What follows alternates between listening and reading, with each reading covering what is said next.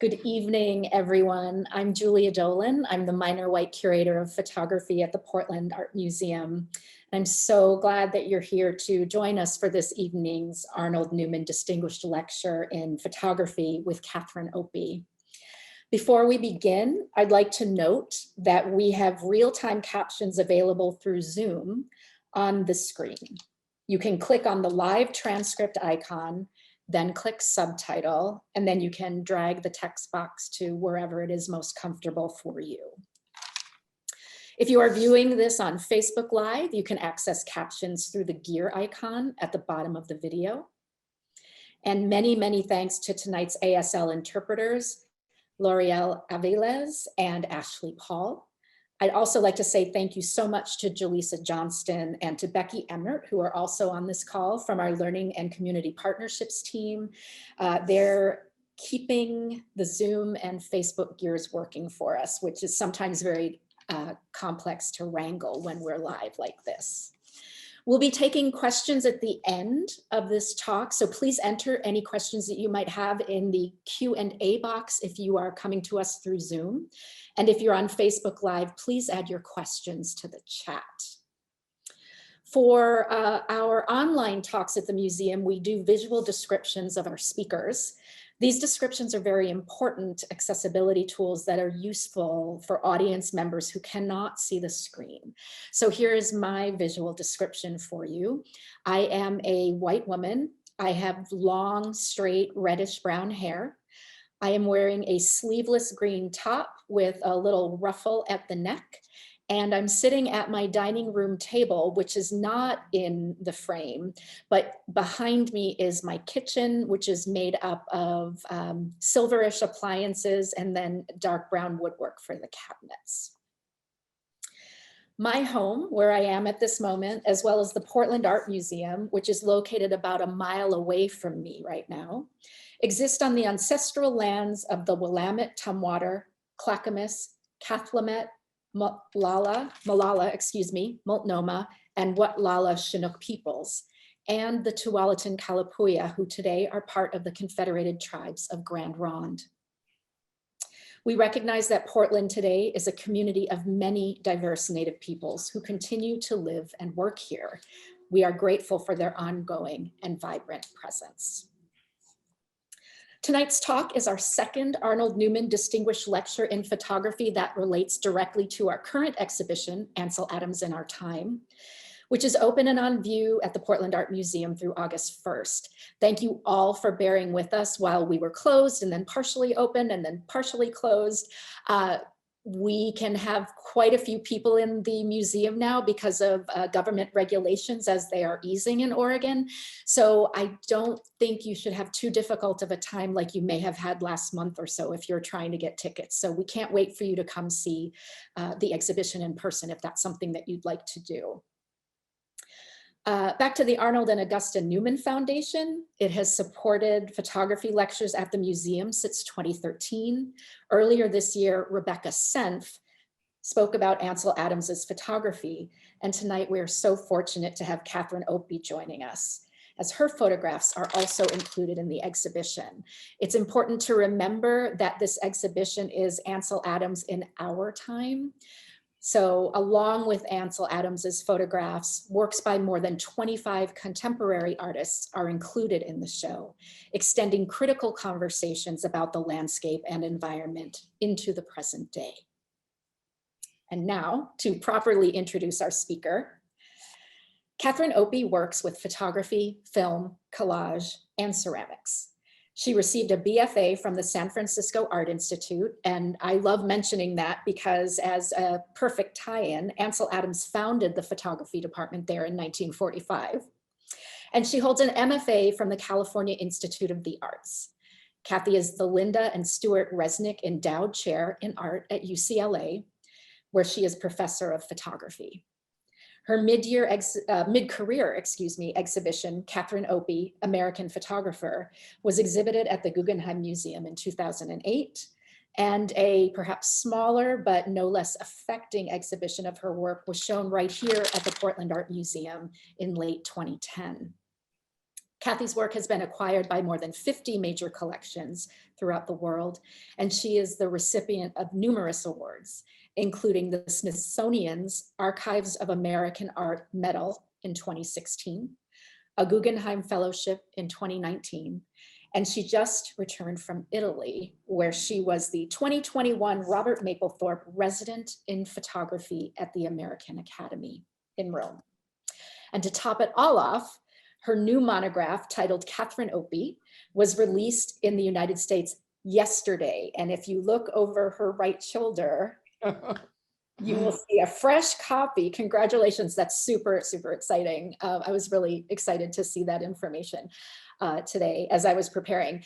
And just briefly, Kathy, on a personal note, you spoke in relationship to your exhibition here at the Portland Art Museum back in late 2010. And I was brand new here. I'd only been here working for a few months. And I was seated next to you at dinner. And I don't know, you probably don't remember this, but I was nervous and unsure of myself. And I have to tell you that you could not have been more kind and open and authentic. And I remember that to this day. You were very, very kind and thoughtful to me. And so it means a lot to me to be able to welcome you back, even virtually today. So I'm going to hand it over to you. Everyone, please welcome Catherine Opie. Oh, thank you so much. That's very sweet for you to say. Well, I'm going to give a visual description of myself. I have short, kind of brunette brown hair with a streak of gray coming in because I'm now 60 years old. I wear glasses that are blue framed. My eyes are green. I am proudly always have worn a slight mustache as a woman. I definitely look like a dyke, which I'm also proud of. And I am wearing a black t-shirt with a silver chain. I am seated in my studio with books behind me and at kind of an L-shaped desk. And I would like to also acknowledge that I am speaking from the ancestral land of the Tongva people, in which I am speaking from in Los Angeles, California. So thank you so much, Julia, for having me. I'm thrilled to be giving this this talk, and I think that I you know, you gave my background a little bit, but I'll just start with the work if that's okay. Can't So wait. I'm going to share screen right now.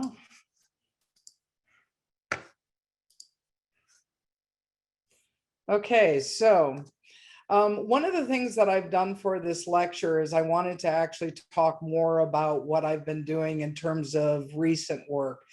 And so what we're going to do is go through an overview a little bit in relationship to my practice.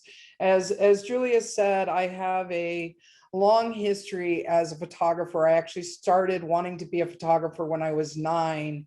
And ended up going to San Francisco Art Institute, where it was founded by Ansel Adams. And it just so happened that Perkle Jones, who was one of Ansel Adams' printer, taught me to also print and also use a large format camera.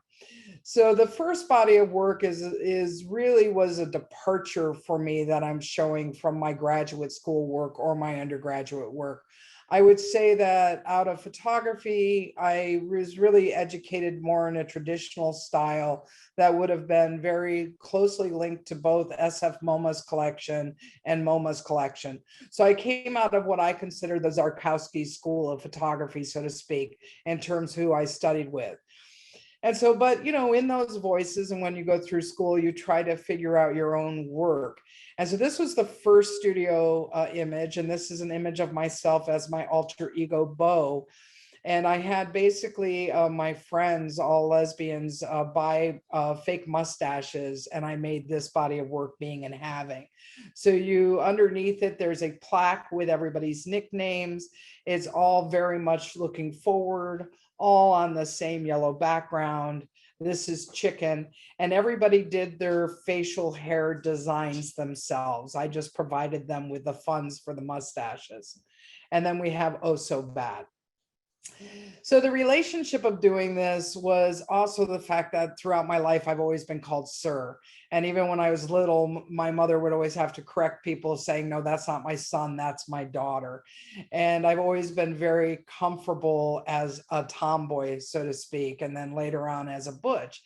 And I wanted to do something, especially with like the kind of history of how women look at the camera or the female gaze, and kind of create this kind of play of masculinity, so to speak, with this body of work.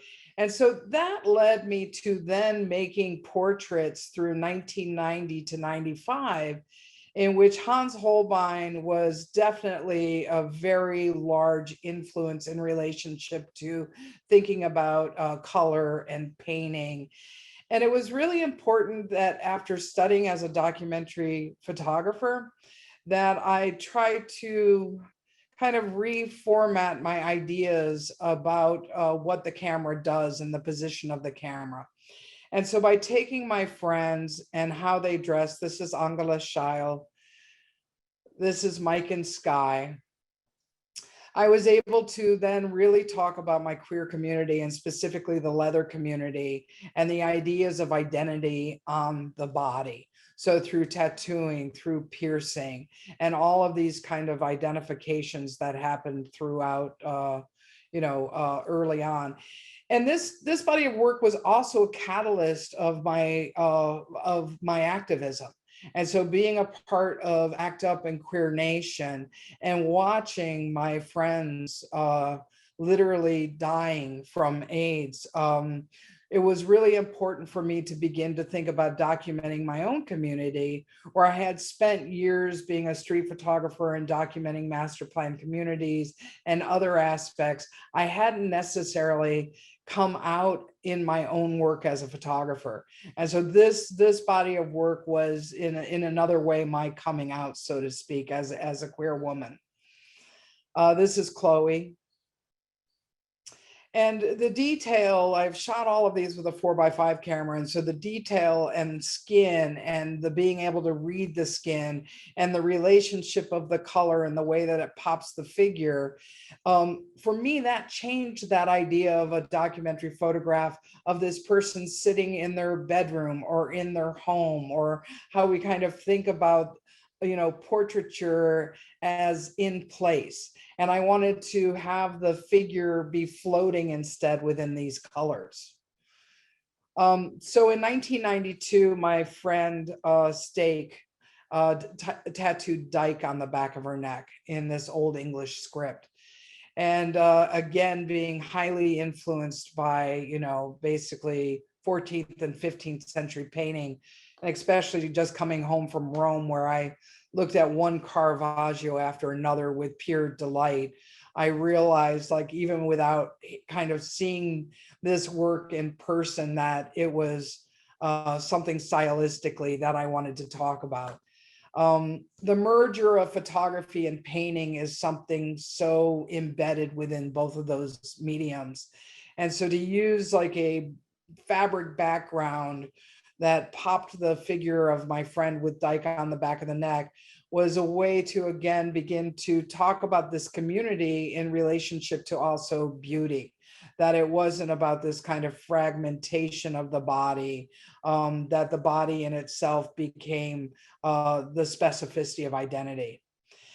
And in doing that, I also used the fabric backgrounds for the self-portraits. So in 93, I made this first self-portrait, which is two stick figure girls literally cut in my back, with a little house and a smokestack and a cloud with a sun popping out of the cloud and two, wisps of birds. This was actually cut into my back by the artist Judy Bamber.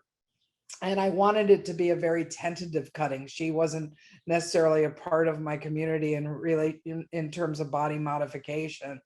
And I wanted this after my first domestic breakup. And then you have the fruit bowl over the head, which is like my little nod to loving, Hollywood movies and musicals and fruit bowls over people's heads. But it also framed it in this like very classical domestic relationship, because it also is a still life over my head, so to speak. The next self-portrait is a little tougher, and it is Pervert, which is also cutting in my chest by an amazing body person by the name of Raylan Galena, who has since unfortunately died from breast cancer. But the needles, this is my Henry VIII portrait. It is the portrait that literally I feel is very much about, kind of being emboldened, so to speak. And then I followed that portrait almost a decade later with self-portrait nursing with my son in 2003, where you see an aged body. It's not again, coming back from Rome, it's just ridiculous looking at these images, but that it's not the Madonna and child, that it is this older woman's body that, with markings and so forth on it, with this, my child, my baby in my lap nursing, with a red background, and sitting in one of my favorite chairs, which is a chieftain chair by Fignoul. So you'll notice that chairs and stools appear over the years in a lot of my work. So that work kind of launched me in the art world, but it also meant that I didn't want to be a singular identity as an artist, that I had always looked at landscape, that I had always looked at kind of the specificity of identity in both structure and human beings. And so I was commuting 5 days a week down to UC Irvine from Los Angeles, where I was the photo lab tech, and I had designed and built the labs.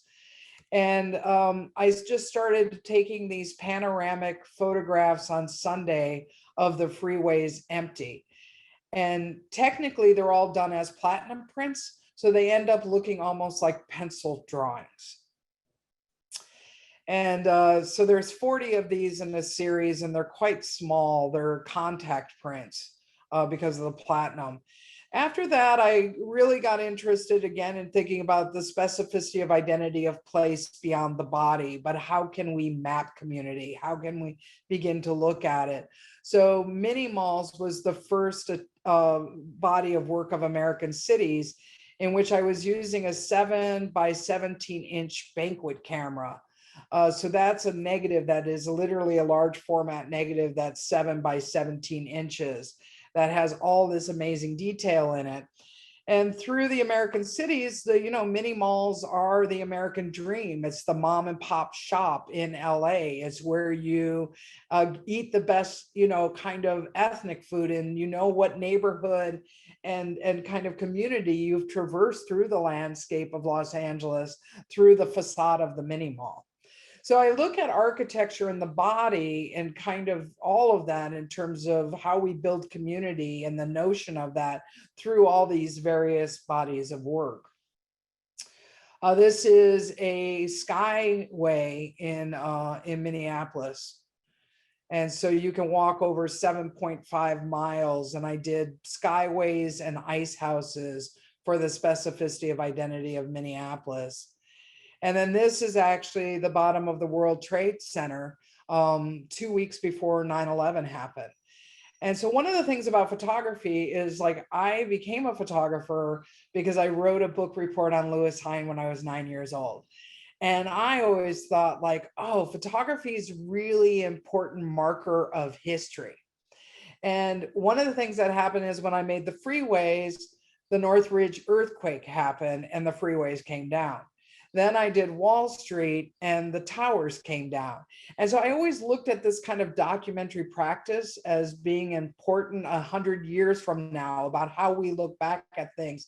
And I realize now that the immediacy of making work within the moment is also bearing witness. And I would say that the shift of the practice happened through those kind of realizations of how quickly things get transformed within it.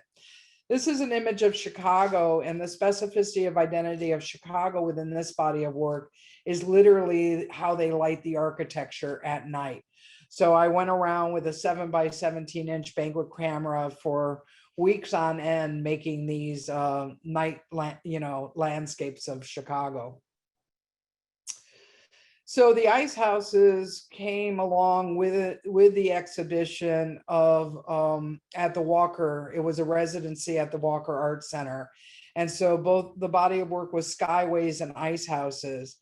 And in making them, I realized that I wanted to create a vertical landscape versus a horizontal, but that I wanted, in using an 8 by 10 camera, I was able to make sure that the horizon line was always in the middle. And I wanted this white on white sky. I also like Ryman as a painter, so I was like really playing with this kind of white landscape. And so when all of the images are lined up together, which I think the total number is 14, I believe, the panoramic is consistent within the horizon line being in the middle. But then the idea of the panoramic, like I did in American Cities, becomes fractured. And I'm always interested in that relationship of what is iconic and how can we kind of reposition it as a language within the medium of photography. And so these ice houses, they go more and more abstract as you go in the body of work, because I realized that I really liked photographing in blizzards, even though often I did get stuck on the ice once. It was not pretty. And then I moved back to Los Angeles. At the time I was making the ice houses, I was teaching photography at Yale. And unfortunately, UCLA offered me tenure and invited me back to my home city of Los Angeles to teach. And in the same way that ice houses are a temporary community that exists on the water, I realized that surfers are also a temporary community. And that one of the things about fishing and ice houses is waiting, and another aspect of surfing is waiting. And the relationship between hovering within the ocean, within this landscape, and it's also 14 images in a series, and the horizon line again perfectly in the middle, it allows you to have this kind of meditative moment within the landscape that also reflects on community, and it also reflects on a different notion of surfing, that it's not the surfer that's hot like with a zoom lens cutting the wave, that it is also this kind of methodical practice of waiting between the sets of waves, and that you could be anybody talking to the next person, and I love that notion of how people form together within community on a temporal level. So in 2007 and 2009, I went on a family vacation to my wife's hometown of Church Point, Louisiana. And I have 25 nieces and nephews on that side of the family, quite a number of nieces and nephews. And I would say that most of all my nephews play football. And so I was going to be there for 10 days. And I was like, oh my God, what am I going to do for 10 days in Church Point, Louisiana? So I asked my nephews if I could start coming to their football practices and making photographs. And then I realized that it's an extension of American landscape. So how do we think about landscape? How do we redefine landscape? Even in thinking about atoms to this certain extent, in this exhibition up at the Portland Art Museum, can we redefine the notion of landscape also through site or place? That wherever you go in America, there is always going to be the high school football field, that it's a constant part of also that identity of our country. And so I made football landscapes, which a number of sports photographers would look at me without the long lens and laugh at me going like, what are you doing? And I'm like, I'm making football landscapes. And they'd be like, uh-huh. And then they'd move over to another section of the field because I was confusing them. But with the landscapes, and the same with the surfers, I also made a series of portraits. And so this is from Ohio, 3 football players who were at an all-Jewish high school, and they were the only African Americans in this high school, and they wanted to be photographed together. And this is David, Austin, and Brian. And once I started getting into this project, I realized the amount of empathy that I actually had for even high school football players, because at this moment in time in the history of America, we're at war again. We're going to Afghanistan, we're going to Iraq. And this relationship of also vulnerability within a football player became really an important connection point, also in terms of what happens to these young men who are built to be warriors, so to speak. This is actually Brock, and he is from Church Point, Louisiana. So this is one of the first portraits I made in the body of work. So with portraits and landscapes, we're going to jump to 2011. And again, this is only a really small portion of all my bodies of work, but there are important touching points to where I'm getting into, especially with the work that's up at Portland. So I started thinking about landscape, like what is landscape photography, right? Like what do we do with the landscape? And also at the same time, there was a huge kind of movement of abstract photography right now. I had more and more students applying to UCLA. Of course, I was teaching with James Welling at that time, who's an amazing artist in relationship to abstract photography. But I realized that I wanted to kind of pause the landscape. I wanted to have the viewer have a cognitive relationship with it that was different. I wanted to go to national parks that were utterly iconic, and I wanted to place you and displace you at the same time. And so do we end up filling in the information just by racking the focus of the camera? And that's what I'm doing. I'm just simply photographing out of focus with the aperture all the way open. And they're all untitled, because the displacement is very important to me in this, because you do end up wondering like, okay, I think I know where that is. So with that body of work, I did these very much inspired kind of, from Dutch painting and Caravaggio and the painters that I've always been really drawn to. I started making portraits again as well of family members and predominantly artist friends. So this is my son Oliver with Mrs. Nibbles in his pocket.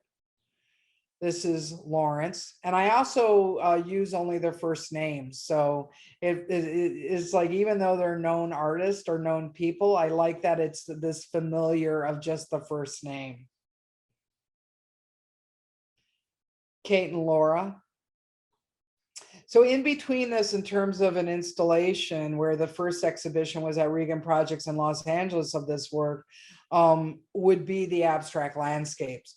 So this idea of these intense portraits that are somewhat allegorical, like obviously this is more allegorical than what I would normally do in portraiture. I'm also was in the stage of going through menopause. So I wanted to Kate and Laura to like do a blood drip, and I wanted blood to be a part of this as I was going as a woman through menopause. And then I also introduced making large ovals, and this is Jonathan reading War and Peace. And I wanted, I've always loved cameos, and I also was just starting to realize that I wanted a portrait that had a different shape. And then another abstract landscape. This is my niece Kayla, pregnant with her second child, and her son Owen on her lap. This is David. This is also untitled, and this went with a body of work that I showed in London. So the specificity of place is very important, that this abstract was within the portraits that I made within London. So when I did the show in New York, I went to New York and photographed artists in New York. When I set up a studio in London, and I photographed in London for that exhibition. And I I really liked setting up a temporary portrait studio. This was done recently, and this is Betty.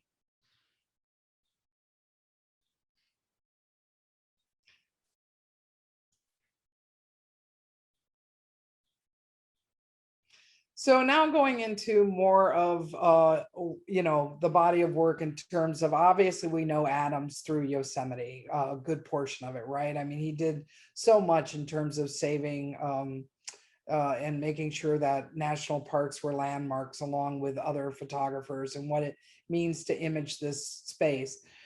When I chose Yosemite, it was because I was commissioned also for a piece for the new federal courthouse in downtown Los Angeles. And I wanted to do something structurally that also spoke to what I was speaking of earlier of fractured landscapes.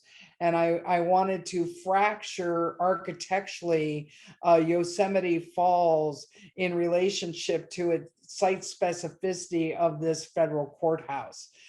And it really works very metaphorical for me. And you'll see on the left, those are all the images that are in the fractured landscape. Each image I took separately because it's an 80 megapixel camera, and in with the scale of the prints, I needed to have, like, I didn't fracture one picture. It was actually shot in this way. And so you start out at the top of the building under the atrium with the sky, and then you come down to the front of the falls, and then you have the bottom of the falls, and then you have this river. Right. And I look at this river as also the scales of justice to a certain extent, like the reflection, the bottom of the river, the relationship to potential life incarceration. What does a federal courthouse mean? Like, how can you make something that's utterly beautiful to look at, but that also metaphorically would have other, kind of relationship to meaning? And then the falls flip on themselves through the reflection in that river and go backwards, which is either it is a relationship to having a reflection in one's life. So this is some more installation shots of it. It was in a really challenging installation in which each image had to be craned up to the floor. So it'll never be removed. And this is the scale of the photographs.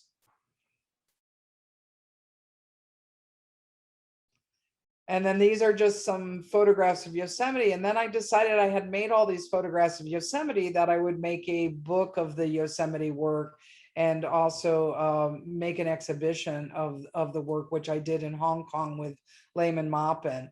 And so Adams, right? Adams would never abstract, right? Adams wouldn't like all of a sudden use the notion of nature as memory of what we do with it. And part of the abstractions, as I was talking about earlier, were not only a pause, but it was also this relationship to watching people go to the Grand Canyon, get out of the car, photograph it on their, take a picture on their cell phone, get back in their car and drive away.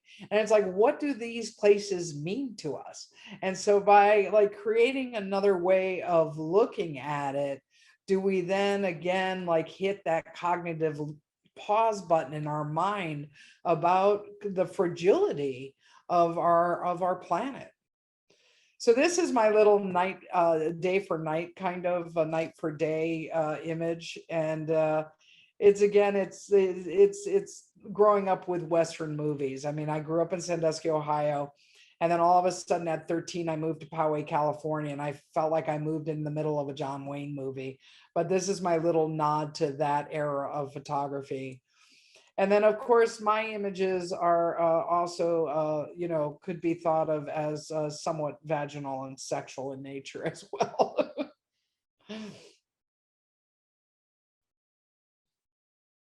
So it's really about taking a place like Yosemite that is so iconic.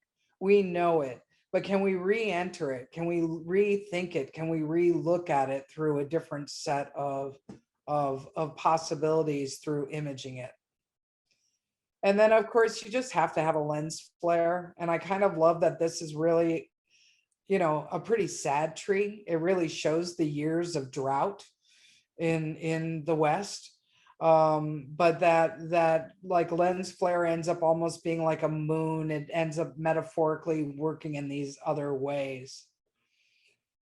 So then, then I want to just show you a little bit about the modernists, because this started actually before Trump was elected. It was during the election cycle. And I would say the last three bodies of work have a lot to do with where we are politically and how we begin to think of things. This is a collage that the protagonist from the modernist makes. The Modernist is a 22-minute film that is in conversation with Chris Marker's La Jetée. And this is an installation shot at Regen Projects. This is a theater that was designed by the architect Michael Maltzan in the middle of the gallery that you would walk into, that had a reflective surface like modernist houses, and you would go inside the theater to see the film, but then outside of it are not film stills. They're actually, again, using vertical in relationship to portraiture that reflect back on the theater. So reflection, I guess maybe because I'm 60, is a big theme in my life right now, politics and reflecting on humanity. But this is the inside of the theater for the Modernist, which is my good friend Pigpen, who I've photographed for years, as the protagonist, who starts burning down all the iconic modernist houses of Los Angeles. So it's before Parasite, but it is exactly the same story of the Oscar-winning film Parasite, of the haves and have-nots in relationship to modernism and so forth. So following the Modernist, I then made Rhetorical Landscapes. And this is a series of photographs of swamps throughout Florida and Georgia. And then these monitors I found that look like oversized iPhones that have like 2-minute political collages on them. And so Rhetorical Landscapes, the title in itself, is the rhetoric of the politics now of Trump constantly saying, drain the swamp. But the swamp is an ecosystem. You'll notice the owl right in the middle. It's this delicate, delicate ecosystem that is also threatened through climate change and global warming. And so these images are, again, not using abstraction, but using the incredible detail of these landscapes of place that I think should never be connoted with draining, even though it might be a Washington, D.C. notion of building it on a swamp.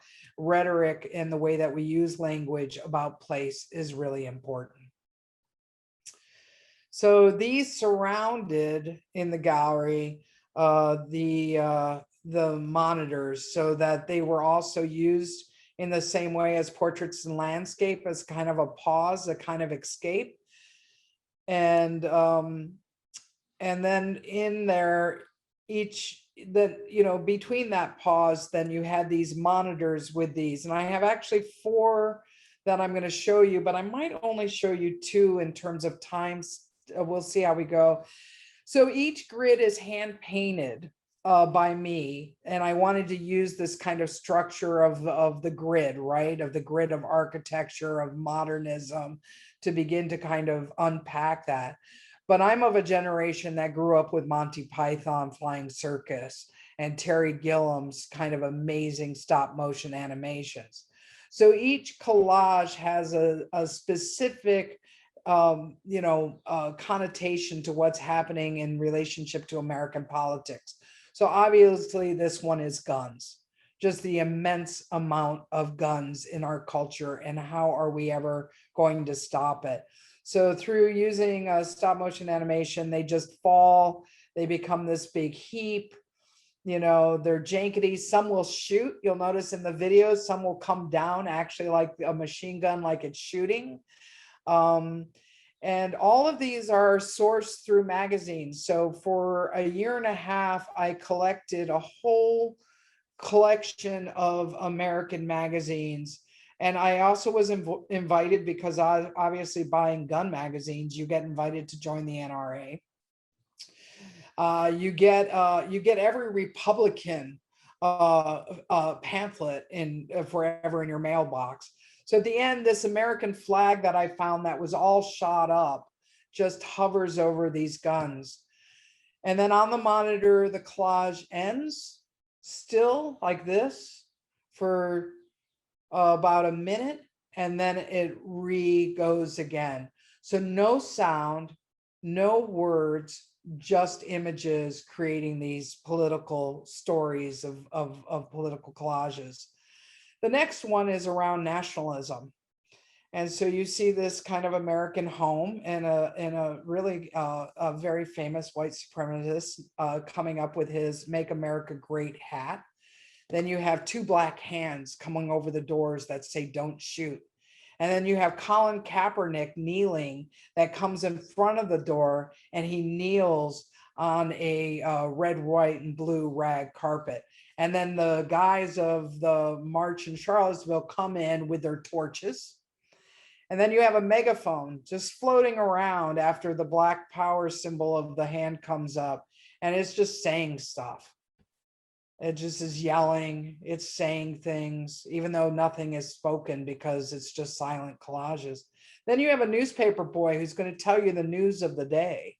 So this is actually how I narrated the motion to my animator. I had an amazing animator by the name of Sam Gurry who made these, who had just graduated from Cal Arts. And I would lay out all the materials of the collages, and then I would take it apart, and then I would show her the movement of what I wanted to have happen. And I would like basically be narrating this story of, yeah, I want this woman to come in on the dress and there's kneeling football players on it. We have to have hot dogs. We have to have a baseball come flying down, and it gets popped out and it lands on the hot dog. And then, of course, the fist gets an American carpet too. And then the women's soccer players come in, so they're very much narrated in that kind of tone.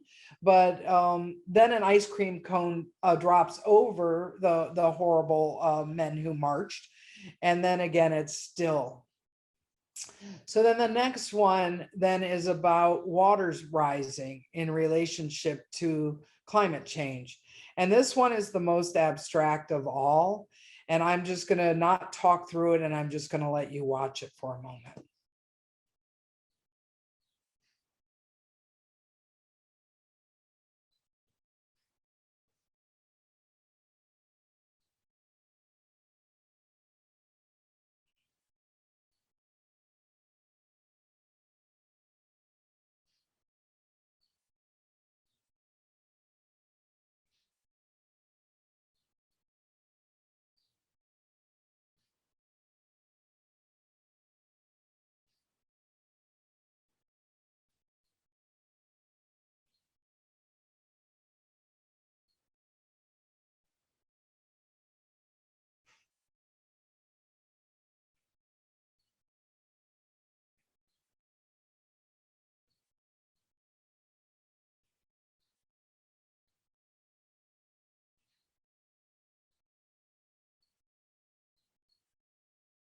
The little seal comes in, there is no threat. And then it stops. And then I'll go ahead and I'll show the last one because it has very different motion than the other ones. And this is about immigration and the border.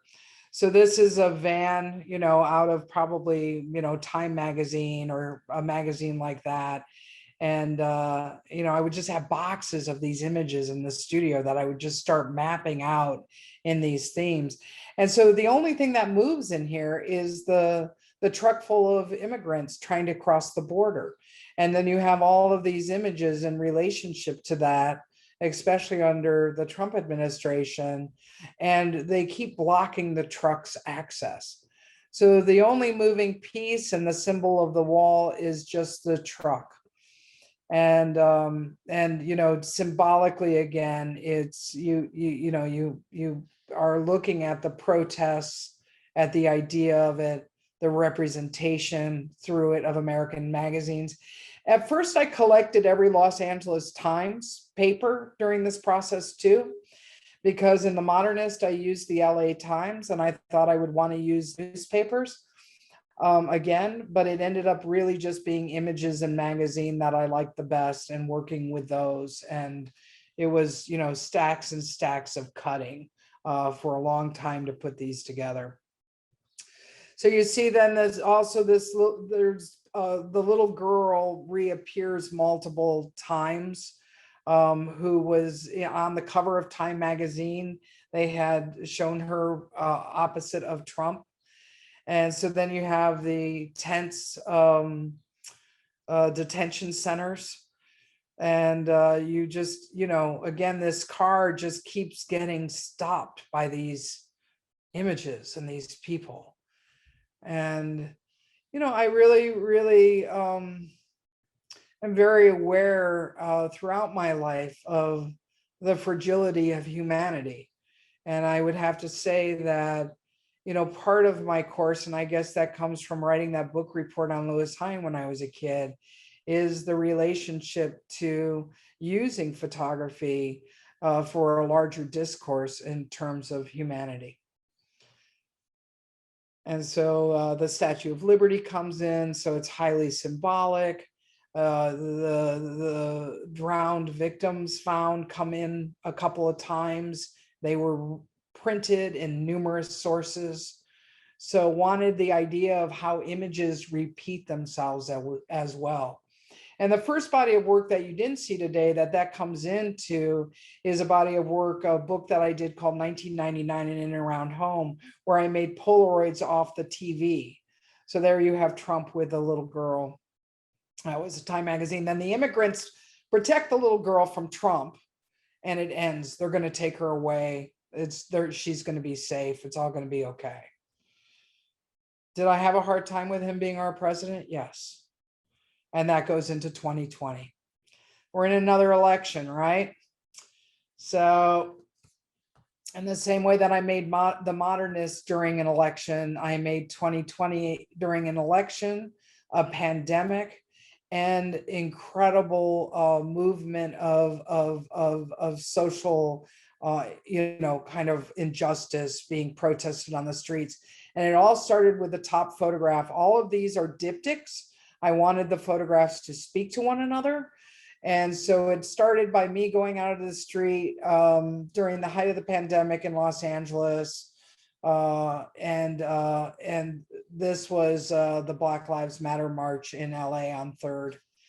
And so then you have the map underneath it, because that's where the voyage starts. So I bought an RV, and which I did in 1997 and 98 to do lesbian domestic. I spent 3.5 months on the road doing that. I decided to drive my son to college in Tulane in an RV with my wife, Julie, and then also begin to track the idea of monuments that still remain and monuments that have been removed.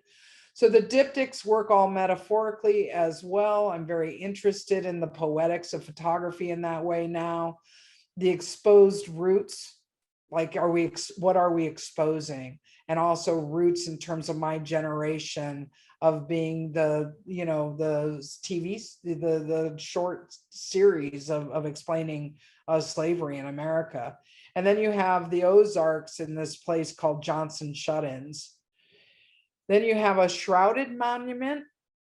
In another state, every monument has different treatment. Some were completely removed. This one happens to be in Fork, South Carolina. And then below it is from Richmond, Virginia, the signs of every person killed by law enforcement wrap around the Robert E. Lee statue in Richmond, Virginia. Then I decided to add screenshots in on this, as well as shots from the TV. So you have a screenshot of George Floyd being projected on the Robert E. Lee statue in Richmond, Virginia. And then I paired that with the fly on Mike Pence's head during the debate. Then you have Breonna Taylor. There's a memorial in Kentucky, Louisville, Kentucky. And underneath you have a family at Robert E. Lee Monument who asked me to do a family portrait of them. And they're sitting right in front of the sign of George Floyd. it was incredible to journey and make this body of work. And part of it was because of what photojournalists were doing. And I felt very displaced from that conversation. And so I wanted to go back in and make a body of work that was in relationship to the complexity of structure, the idea of the American landscape again, and in terms of what that means in terms of trying to actually find equality. So you have the Warren, the Peace and Justice Museum with the hanging of each county of people who were lynched. And then below it, you have a monument from New Orleans that's still standing with the spray paint of commission by Klansmen. And then with it, the first piece that I made before I started editing the more documentary photographs was more of a poem. And so it's titled Monument/Monumental. And each one of the abstract landscapes has water, this notion of division, this idea of what land, whose land is it? Whose land are we on? Then the only image in focus is this image of looking up at the Robert E. Lee, in which the horse looks completely dejected, and that that it's no longer, that it has become a different site. It's become a site of activism. And then back to water. And then I've hung them all. They're quite large scale prints. And so this is my poem to 2020. And that is what I'm going to share with you guys. So thank you very much. Kathy, thank you so much. You are so generous with your time and your work. And it's really wonderful for us to be able to see some super recent work as well. My brain is now going in about 78 different directions in a good way. My brain always does that, obviously. These are my notes, which almost don't even make sense to me, but I'm going to try to make some sense. And I'm sure we'll have other questions too.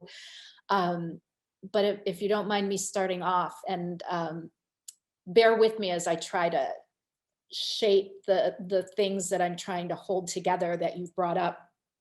And you mentioned early on the act of bearing witness. Yeah. And we hear that term frequently now, for very important reasons. And when we think about photography and photographers, we think about bearing witness. Our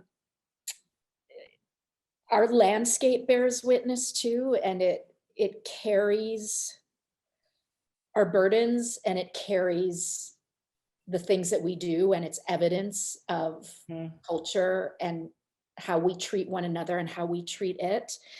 And looking at this final, poetic image series with this central image of so much of what 2020 was about, and 2021, and really our entire country from the time it was founded, for lack of a better term. Yeah. The number of photographs that were made of pain and strife and chaos last year, and also rising up. I can't help but think about Darnella Frazier, who was the young woman who bore witness. The filming, yeah. And I'm so glad she got an honorary Pulitzer for doing that. Yeah. She, for those folks who aren't familiar with her name, she was the then 17-year-old who videoed George Floyd's murder. And to have the presence of being and the presence of mind to do that, while it most likely destroys part of you.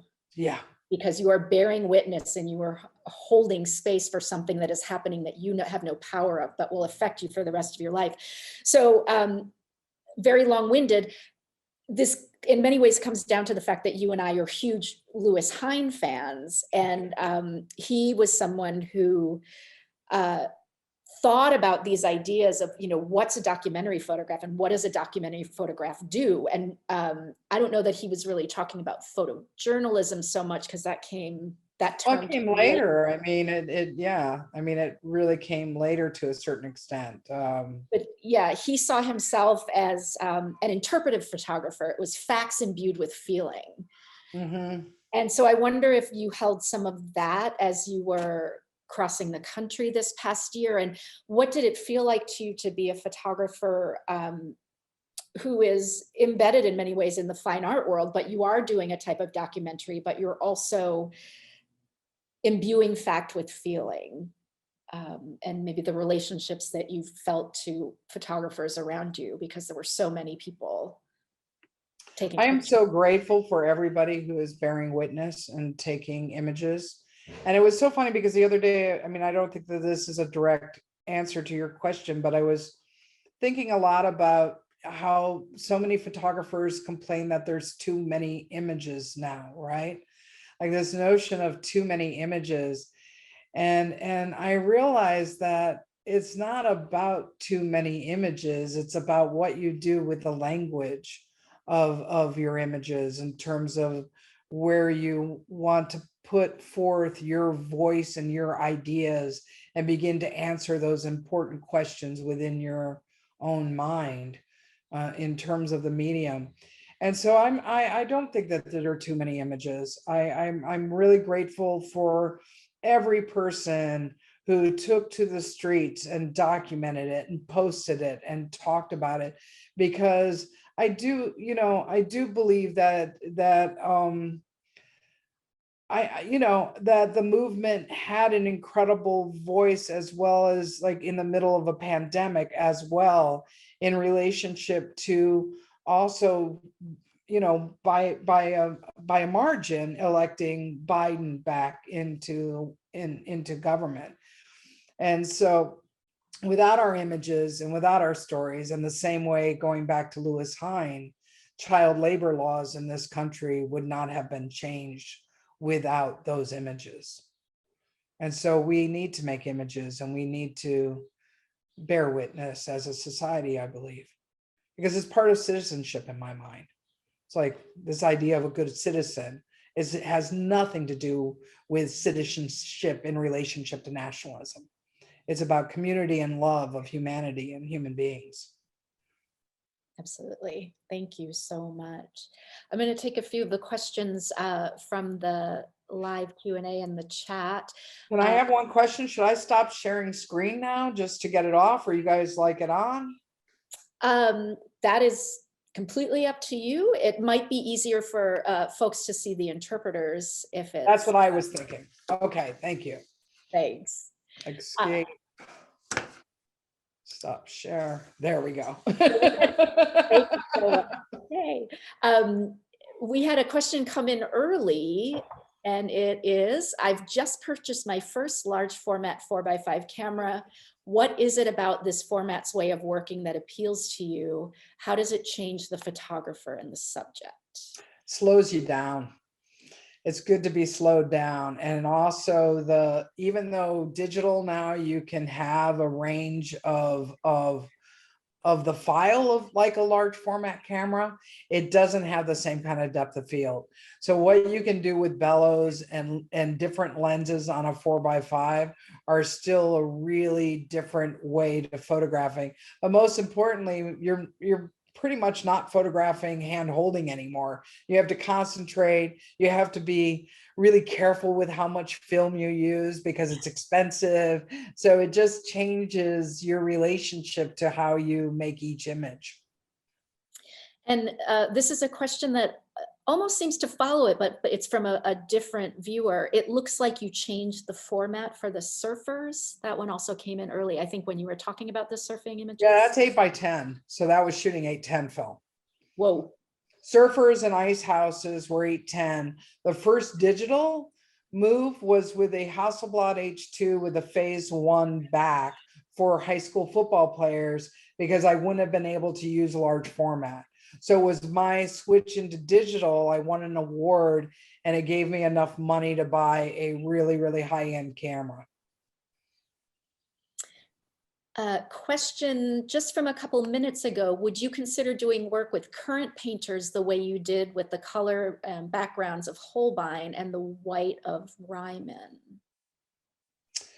I don't know. I mean, I'm pretty stuck on portraits on black backgrounds these days. I can't seem to, I still have a black corner in my studio that's fully built for making portraits. I haven't, even though I recently did, when I was in Rome, I did a shoot for Italian Vogue and I used color backgrounds for that. I'll do that for some fashion sometimes. But I haven't really thought about current portrait painters because when I think about Nicole Eisenman's work, or I think, you know, it's like painterly in a very different way, where for me, like, what's interesting about the 14th and 15th century was it was before the invention of photography.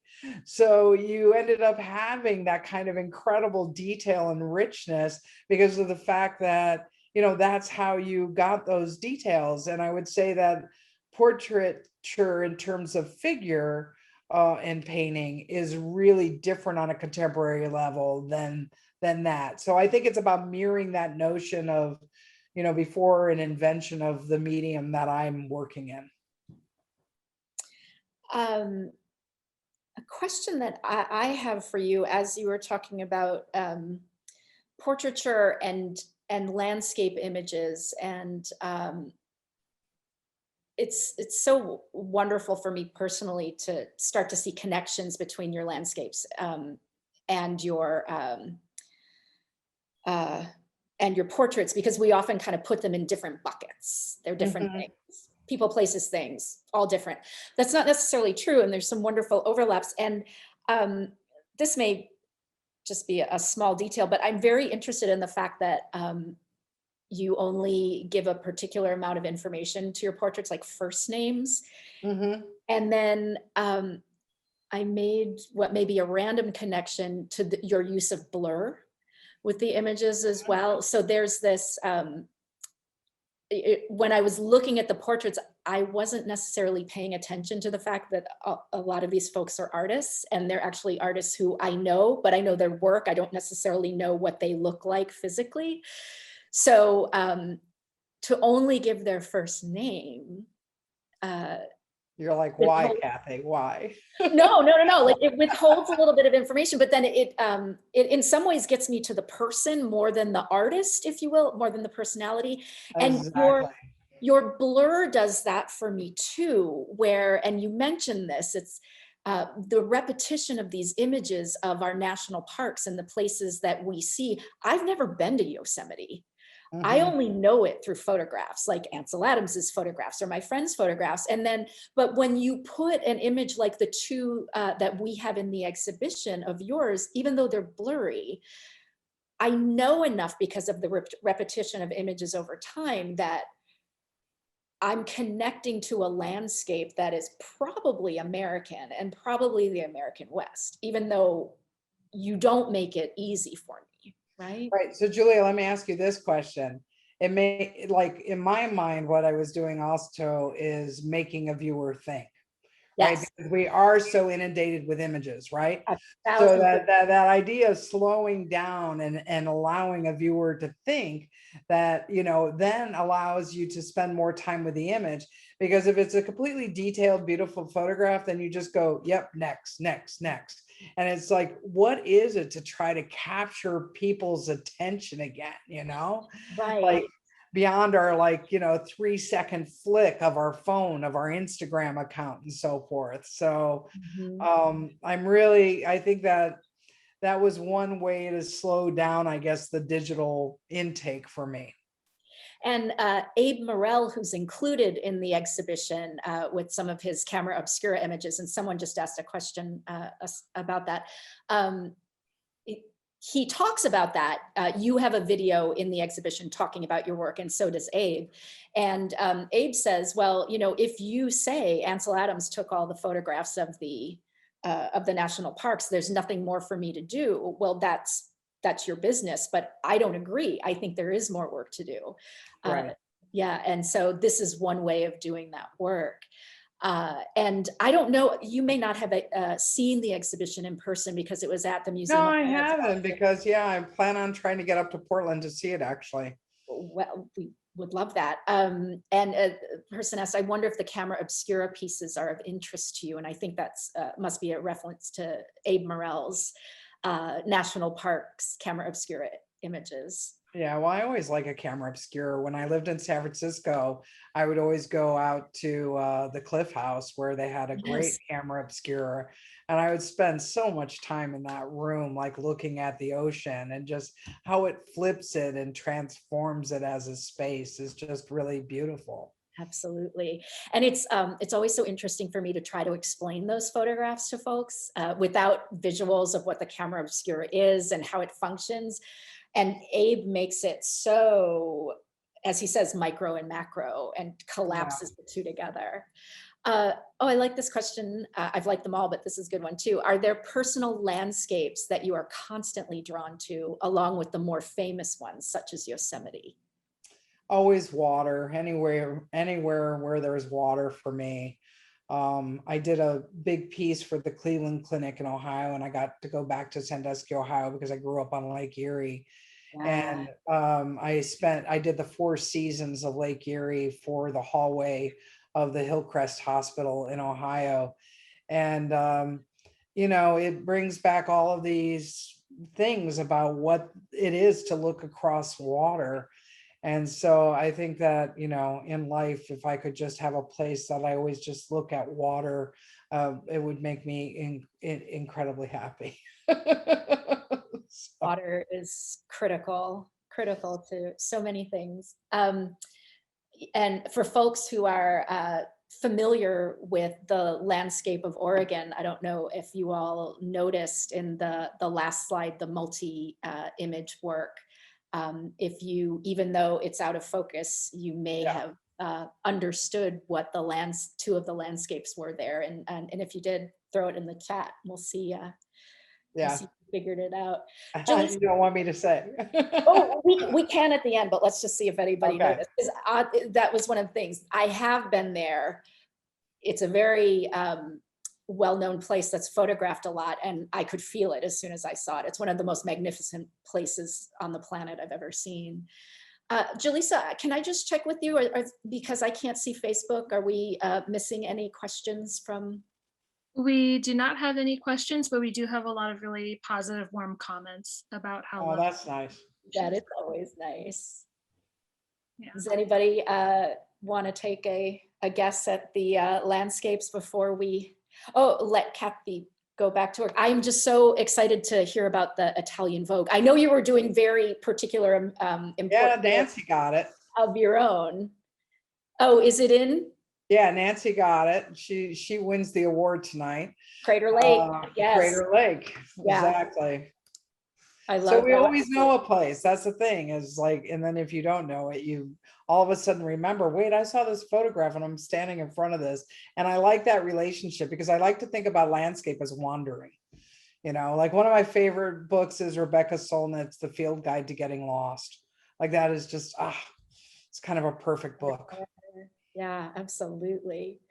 Perhaps just to finish up, would you be interested in talking for a moment or two about where your eye took you in Rome?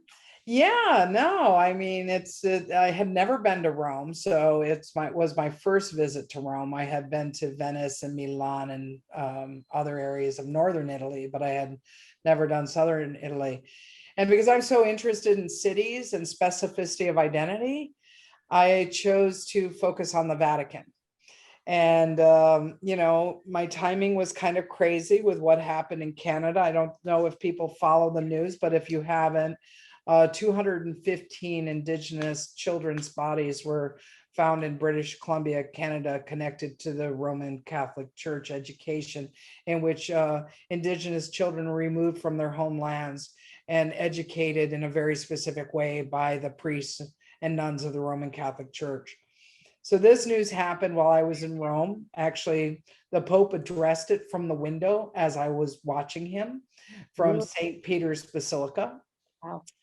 But before all of that happened, I had already narrowed down the body of work in terms of, again, that specificity of identity, where it is 3 components. I doubt that this will be the title, but it might be. But the 3 components, which is also the notion of the Father, Son, and the Holy Ghost, is walls, windows, and blood. And so I photographed the entire structure of the outside of the Vatican in terms of the walls. Then I went inside the Vatican Museum as a paying Vatican Museum goer. And I photographed every single window looking out onto the Vatican, and, not the treasures inside.